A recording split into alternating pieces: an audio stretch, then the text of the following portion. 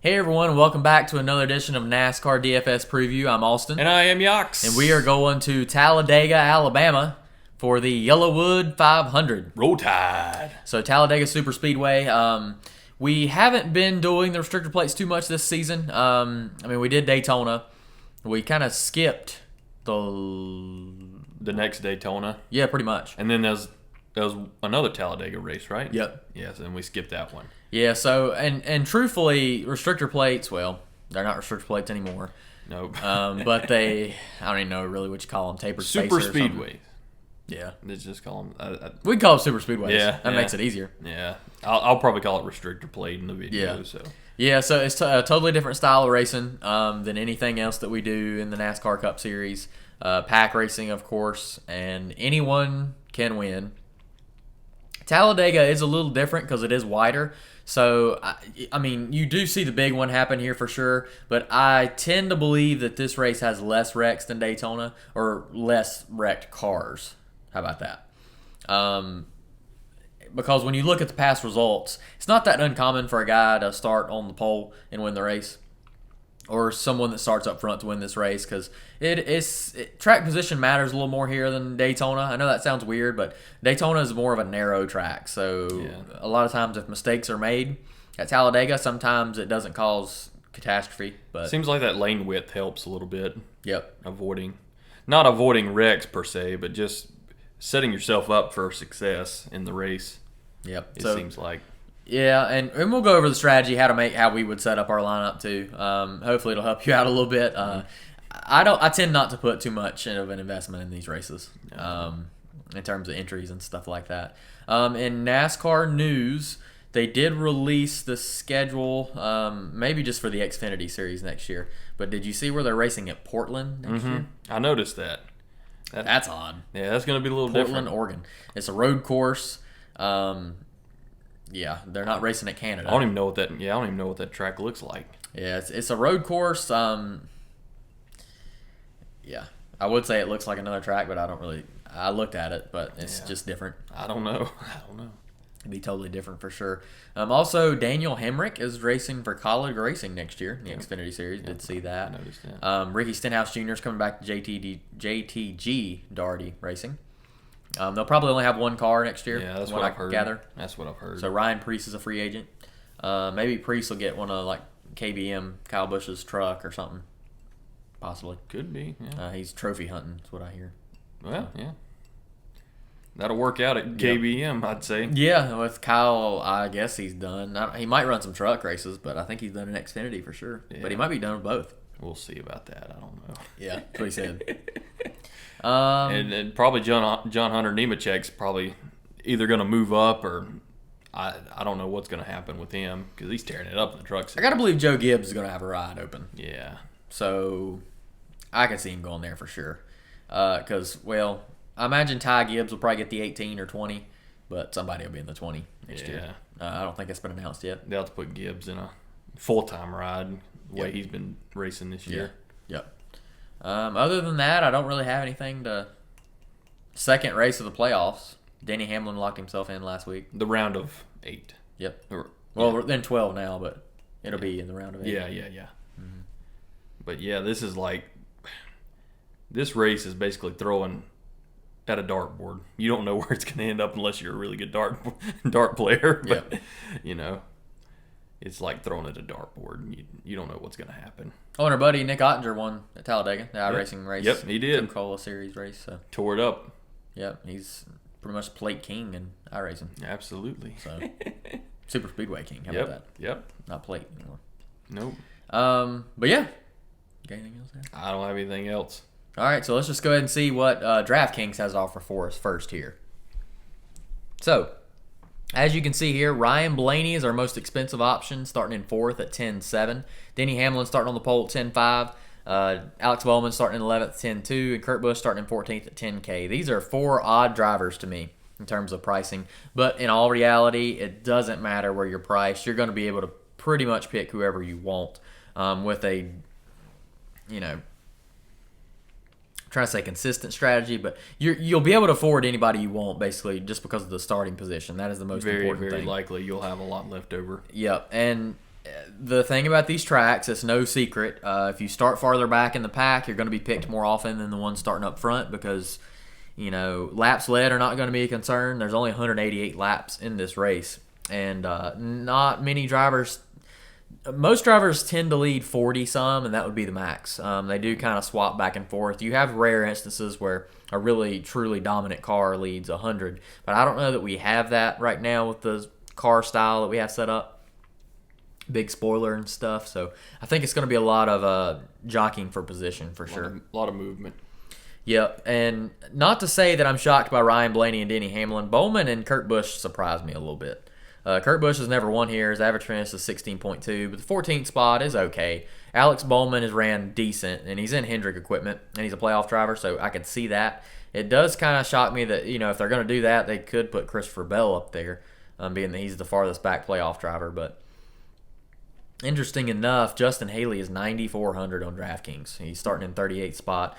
And he's actually, his track record at Talladega in the Cup Series is not that great. Average finish of 24.3. That's still a 14 positional point difference.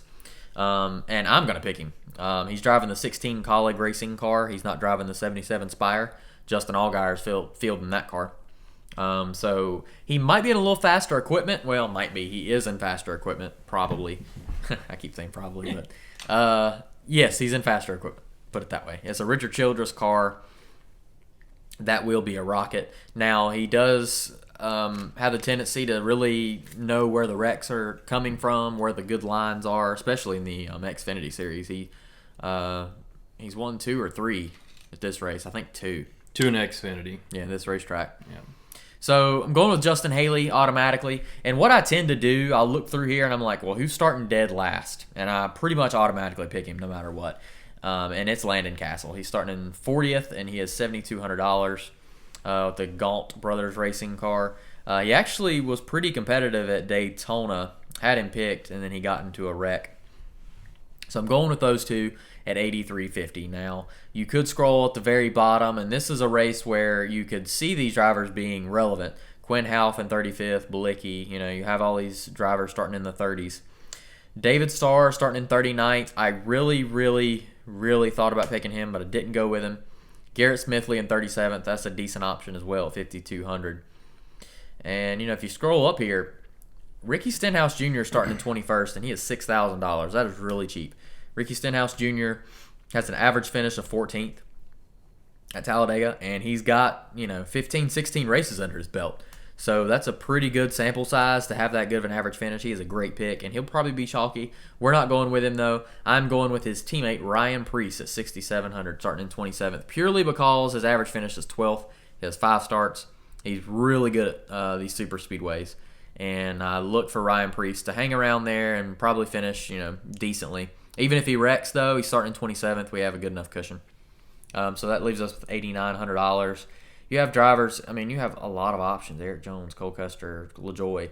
They're decent options. Corey LaJoie is pretty decent on plates.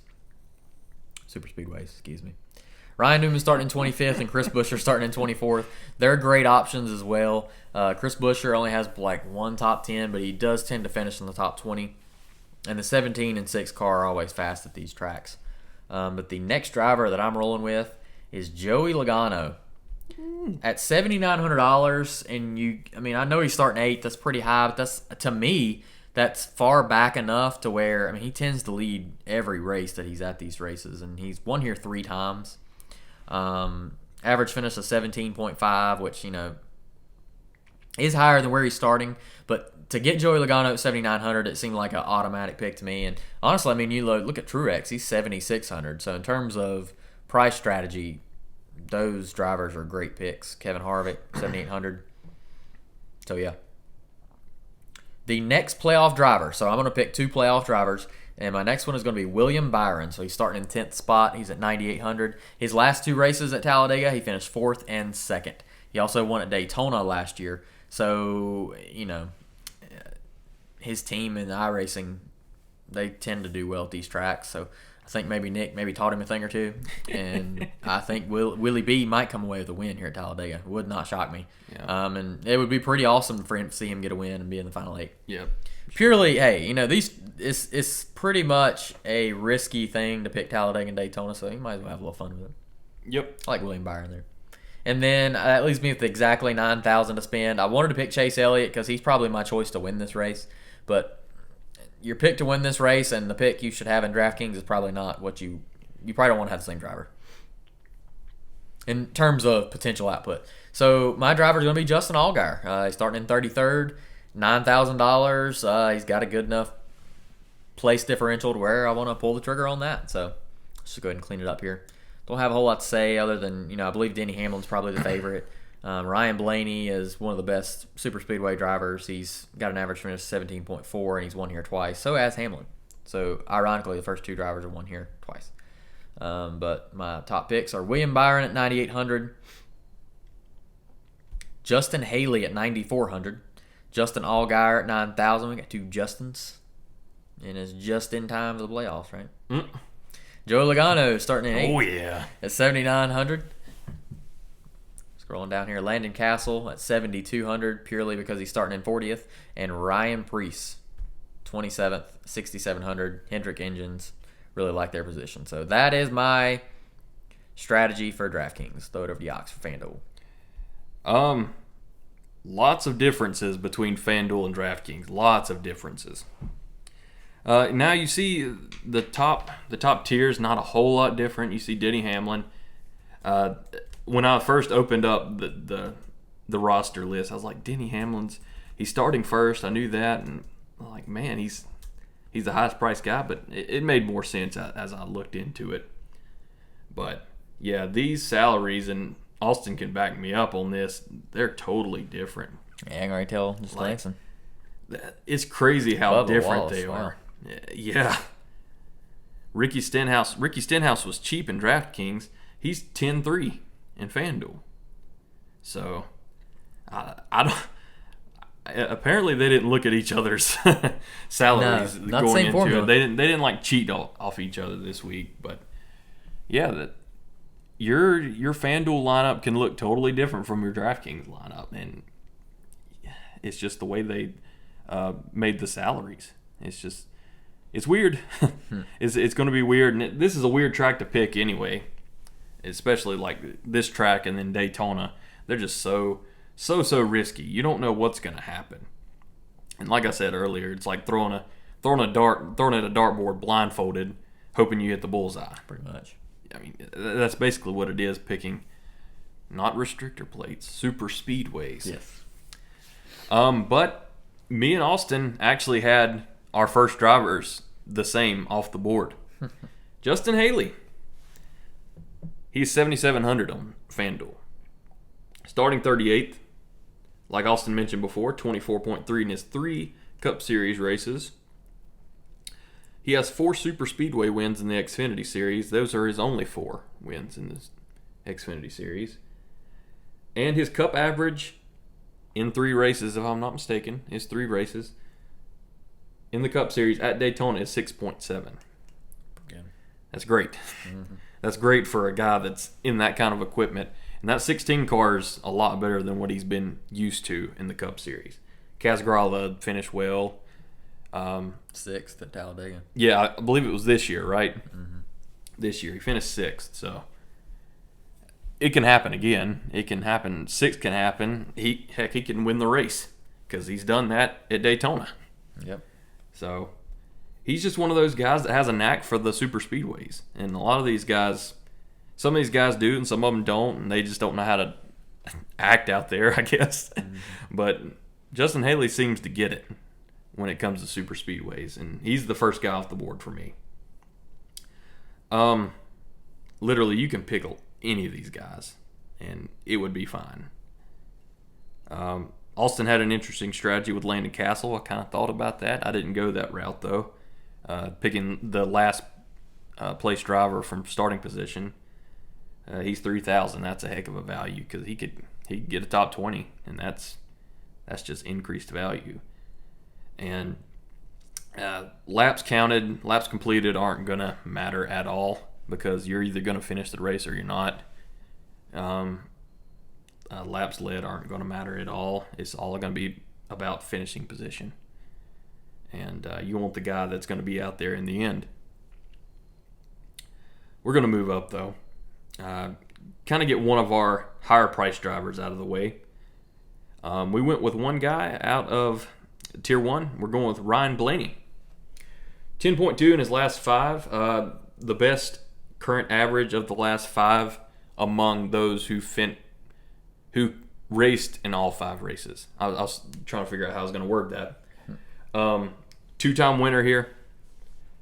And he has 7 wins in the Cup Series. 3 of them are Superspeedway wins. Does that really matter? I mean, yeah, kinda, but not really. We'll see. Starting 4th, I would say it's risky, but it's not risky. Starting from 4th, it's just not. No, yeah. But 12.5 is more than an affordable price for him, especially the way he's been racing it. Not just Talladega, but Daytona as well. Mm-hmm. And I feel like I'm considering him or picking him every week in the last 6 weeks. But I think he's going to have a good race, and he's another one of those guys that has a knack for this thing. I'm going to move down. I wanted to emphasize the drivers that were below the cutoff line or around the cutoff line. Blaney's one of those. Blaney's, I think, just like 18 to 20, I want to say, points above the cutoff line. I don't remember exactly. But he's close. A bad finish could really mess him up, or a good finish could really help him. But I guess that's the case with all these drivers. But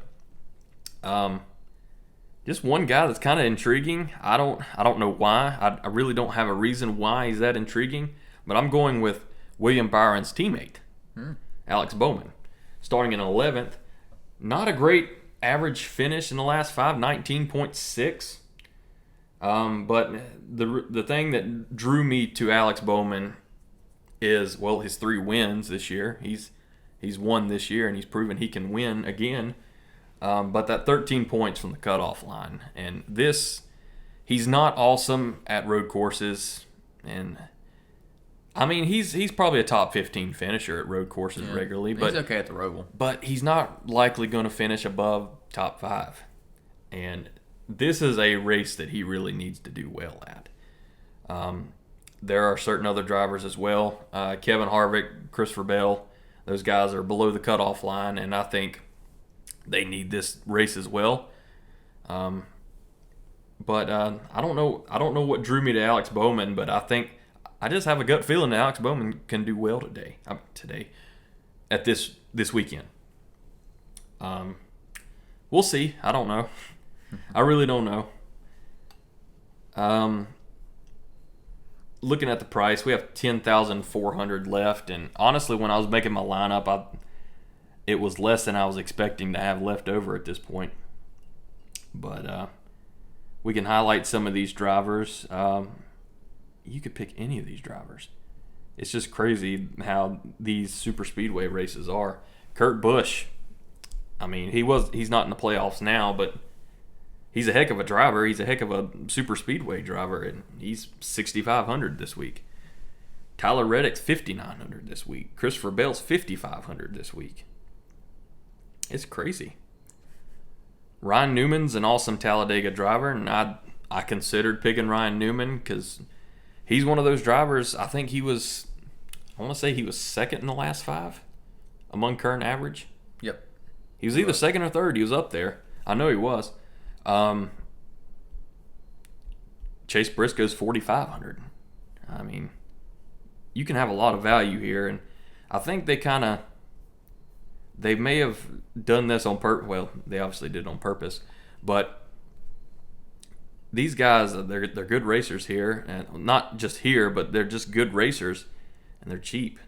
And I think they want to either force you to spend the money on the really higher end drivers, or they want to bait you into picking lower drivers. it's an interesting game that FanDuel's playing. I feel like we'll see how that plays out. I don't know what the ownership levels are going to look like at all, and it's tough to tell just with these super speedways in general. We're going to pick our next driver, though. We're going to move up, and we're going, like AustYn, Ryan Preece. Starting in 27th, $8,000. Again, one of these guys who has a knack for the super speedways. 12.0 in his last 5 at Talladega. 5 of his 9 top 10s in the Cup Series are from super speedways. So over 50% of them come from super speedways. And starting in 27th, if he can get you a top 10, that's great. That's just great. And I really have nothing to add about him, but he's one of those guys that seems to understand how to drive at a super speedway and get away with it and finish in the end. We have $12,800 left to spend on one driver, and like I said, I feel like I don't know why that did that. I have more money than I was anticipating when filling out my lineup, but you can still get a lot of solid drivers here. And let's see, we have Ryan Blaney. Where I picked Ryan Blaney. William Byron, heck of a value at $12,000, starting in 10th. Almirola, great super speedway driver, starting 20th, 10.8, great value. Ricky Stenhouse, I think that's a great value at 10.3, and it's an even better value in DraftKings. I don't remember what he was, 6 even, man. That's a heck of a value at 6. So I would strongly consider picking him in DraftKings. Brad Keselowski is the best Talladega racer. 6 wins, starting 7th. That's a crazy price at $10,000. And you have a lot of these. These are like tier 1 drivers right here, and they're below 10,000, right at 10,000. That's crazy. But you know what? I'm going to take the bait. I'm going to take the bait. Bubba Wallace. 11.5. Not a great average at Talladega. 24.0 in his last 5. Anything can happen. He was born in Mobile, Alabama. And that's why I'm going with him. No. He has a good enough car to hang in there. If he can just hang in there, hang around the front, stay out off the wall, stay off of other cars, he should have a great race. 3 of his top 5 finishes in his career in the Cup Series. He's had 5 top 5s. 3 of them are at Daytona. He's not had a great track record at Talladega, but that just proves if you can just hang up there, hang in there, stay off the cars, stay off other cars, stay off the wall, you can get top 5s, you can get top 10s. And starting 19th, that gives you a little less wiggle room, but if he stays out of trouble, he'll finish above 19th regardless. And I know you're looking at this lineup, and your lineup's probably going to look similar. It's going to look wonky. Justin Haley, Ryan Blaney, Alex Bowman, Ryan Preece, Bubba Wallace. That is a wonky lineup. But I think this is just what you have to do when it comes to Talladega or Daytona. You have to pick certain drivers that are off the wall. I think Justin Haley's going to be picked a lot. You're going to have guys like Ryan Blaney. I don't think they're going to be picked a ton. Not as much as you would think. They're going to be picked a lot. They're going to be picked a lot. It's just not as much as you would think. Alex Bowman, I don't think Alex Bowman's going to be picked at all, starting in 11th. Ryan Preece will probably get a decent amount of looks, especially, I don't remember what he was in 6,700. Okay, so he's 8,000. That's about even as far as their pricing model goes. But I think a decent amount of people will pick him. I think a lot of people are going to stay away from Bubba Wallace. They're going to see that 11.5. You look in this area, Kyle Larson. He's above Kyle Larson. Eric Almirola, Stenhouse, Keselowski. These are all great. I almost said restrictor plate again. Super speedways drivers. And I think you're just going to have a wonky lineup this week. It's just no getting around it. You're just going to have a weird-looking lineup. And you know what? Weird-looking lineups at these tracks do well. Pretty much. Yeah. So that's really all I have this week. Unless you want to add anything, I'm good to go. Yeah. All right, so there you have it. That's what we're rolling out here for the Sports Chief at Talladega. And really, in terms of the top super speedway drivers to pick, Keselowski's won here 6 times, Logano's won here 3 times, Hamlin and Blaney's won here twice, and Stenhouse, Chase Elliott, Eric Almirola, Kevin Harvick, and Kyle Busch have won here once. So a lot of winners here. But there always tends to be names that float around here at these tracks that people like to go with. Austin Dillon is a popular name. Matt DiBenedetto, they're starting 15th and 16th. Michael McDowell won Daytona, so 22nd. And you'll actually see some people picking like David Starr, Garrett Smithley, Landon Castle, Josh Bilicki. Yeah, you'll see those options as well. And while I think they're really not bad options, you just have to bank on a wreck happening and that they won't get in it. And Rick Ware Racing tends to get in wrecks here lately, especially at super speedways. Wreck where? I don't know about all that. Wreck where? Yeah. Hope not. Hope not. Because they're a smaller team, and but So you got a lot of strategies you can do with. You can't really go wrong with one, to be honest with you. A lot of it's gut. A lot of it is just starting position. Yeah. So, that's pretty much all we got here for the YellaWood 500. If you like what you see here, like, comment, and subscribe to our channel. That way also hit the bell notification. That way the videos are coming up. You can catch great content every week. We try to provide for you in the NASCAR DFS world.